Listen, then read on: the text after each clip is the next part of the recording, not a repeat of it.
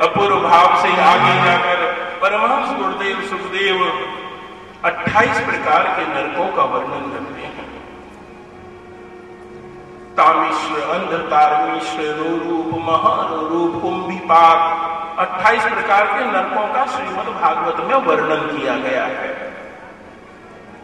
महाराज परीक्षित ने पूछा कि हे गुरुदेव, मैं कोई साधारण राजा नहीं हूं, मैं इस पृथ्वी का एक छत्र चक्रवर्ती सम्राट हूं, मेरे द्वारा तो जाने कितने पाप हुए होंगे, तो क्या मुझे इन 28 प्रकार के नरकों की यातना सहनी पड़ेगी? परम गुरुदेव सुखदेव कहते, तो क्या मुझे इन 28 प्रकार के नरकों की यातना सहनी पड़ेगी? क्या शास्त्र में ऐसा कोई उपाय है कि जिसे करने से 28 प्रकार के नरकों से बचा जा सके? तब परमहंस गुरुदेव सुखदेव ने अजामिल उपाख्यान की कथा का वर्णन किया है।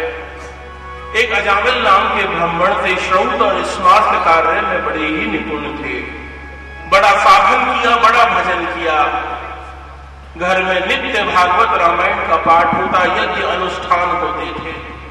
एक दिन सुयोग बना कि संध्या बंदन के लिए नदी में स्नान करने के लिए गए, तभी देखा वहां एक स्वेरणी एक पुरुष के साथ व्यभिचार कर रही थी, और जैसे ही दृष्टि अजामिल की उसके ऊपर पड़ी, उस स्वेरणी ने इस दृष्टि से देखा कि अजामिल ने जीवन में जो भी साधन और भजन किया, बोले वो सब बहकर चला गया, और अजामिल अपना सब धन और वैभव लेकर अपूर्व भाव से उस स्वेरणी वेश्या के घर में ही रहने लगा।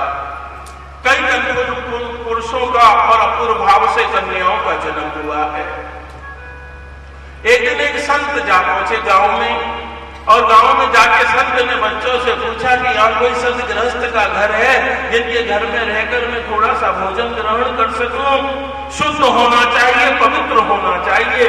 बच्चे बहुत चंचल थे, और उन बच्चों ने उस स्वेरणी और अजामिल का घर ही बता दिया कि वो घर है ना, वहां भक्त रहता है, उनके घर में तो बड़ा सुंदर वातावरण है, बड़ी पवित्रता है, आप उनके घर का भोजन ग्रहण करें। संत जा पहुंचे, भिक्षाम देहि, अजामिल बाहर आया, बिना बुलाए संत और द्वार पर आ जाए, बिना बुलाए गुरुजन द्वार पर आ जाए। एक बार